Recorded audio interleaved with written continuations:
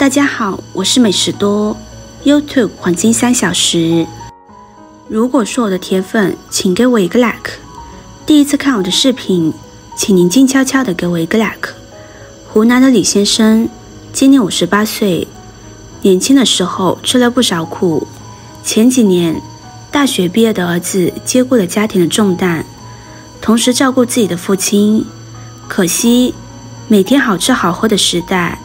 居然是丧失了健康。儿子带着老李去医院体检，拿到的体检报告单上白纸黑字的写道：颈动脉粥样硬化，高血脂。刚觉得自己过上了2年好日子，现在又被自己生病的消息给打击到的李先生，只能开始吃药。除此之外，李先生还开始钻研有哪些降血脂、软化血管的法子。有一天，李先生跟多年的老友相聚聊天，朋友听说了李先生的病情，大大咧咧地说：老李，你要不跟我一样，每天少吃一顿算了，我估计对你的身体有好处。一听这话，李先生有些丈二和尚摸不着头脑，少吃一顿对身体还有好处，人家都说多吃哪些健康食物帮助降血脂，少吃一顿饭，这个听起来不太合理吧？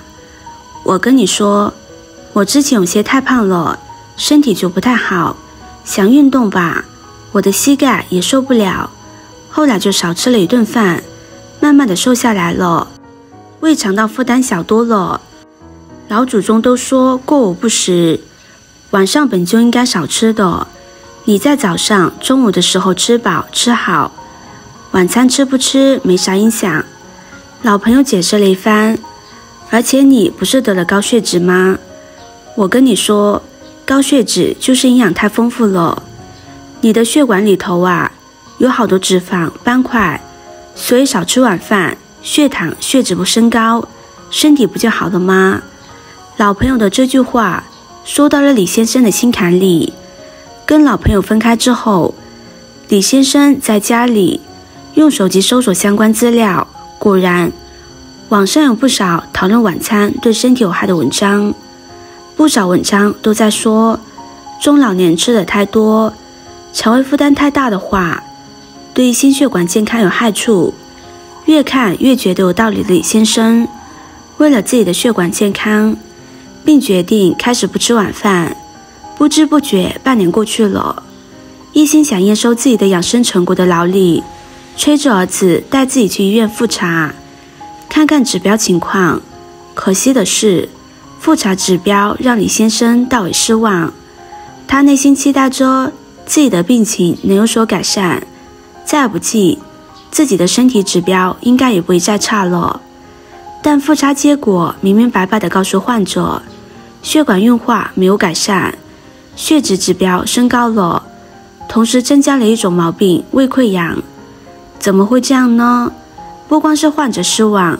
医生也有些诧异。看来患者的血脂控制情况不佳，问题到底出在哪里？经过医生仔细询问，这才找到了李先生血脂指标不降反升，还患上胃溃疡的真正原因。原来一开始的时候，李先生减少了晚餐的饭量，自我感觉适应得良好，坚持少吃几口晚饭几天之后，他就开始直接不吃这一餐。可是这样一来，李先生白天的时候常常觉得肚子饿了，他觉得早上多吃一点没有问题，所以每天早餐李先生都会吃上一碗粥，配上好几个大肉包子。以前李先生每天中午最多吃2碗米饭，现在的他顿顿都要吃3碗米饭。吃午饭之后，他还时不时的从家里摸点夹心饼干、脱水小蛋糕来打打牙祭，甚至有的时候，李先生在下午还会给自己煮一碗清水面条来吃。看似他少吃了晚餐，但实际从早到晚，粥加肉包子加3碗米饭加面条等主食，他吃的可真不少，这还不算时不时吃下肚的小零食呢。这种白天吃的特别多，而且绝大部分都是主食，而不吃晚餐的饮食习惯，并不利于血脂的控制，而且过饱过饥的不规律饮食习惯，正是让李先生患上胃溃疡的罪魁祸首。原来，对于中老年人来说，长时间不吃晚餐的话，对身体可能是有害的，轻者患上胃病，重则营养不良，降低免疫力，与养生的本心背道而驰了。最新研究，晚餐影响寿命，2022年12月，一则杂志上刊登了一篇研究。根据这篇研究，科学家发现了晚餐摄入的碳水化合物质量会对寿命产生影响。全天摄入高质量碳水化合物的话，死亡风险较低；可要是摄入了更多的低质量碳水化合物的话，死亡风险则会更高。在晚餐时，如果把低质量碳水化合物换成高质量碳水化合物的话，心血管死亡风险将会下降 25%， 死亡风险下降 19%。 提醒，糙米、燕麦、荞麦等全谷物就属于高质量碳水化合物，精米、白面等精制谷物、升糖块属于低质量碳水化合物。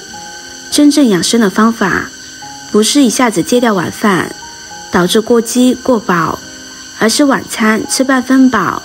改吃新鲜果蔬、瘦肉和全谷物。过午不食，健康肠胃，也就是午餐后不再进食。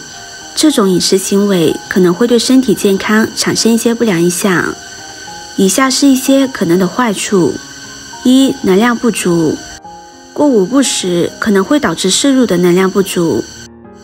尤其是如果你的午餐本身不足够营养丰富，能量不足可能会导致你感到疲倦无力，影响正常的工作和学习效率。二、血糖波动。午餐过后长时间不进食，血糖水平可能会下降，这可能导致你感到头晕、头痛、注意力不集中等症状，对大脑功能产生负面影响。三、饥饿引起暴饮暴食。如果你在午餐后过长时间不吃东西了，到了第二天可能会感到非常饥饿，这种饥饿感可能导致你在进食时摄入更多的食物，容易发生暴饮暴食，增加体重和消化不良的风险。四、营养不均衡。过午不食会让我们倾向于摄入更多的高热量、高脂肪食物，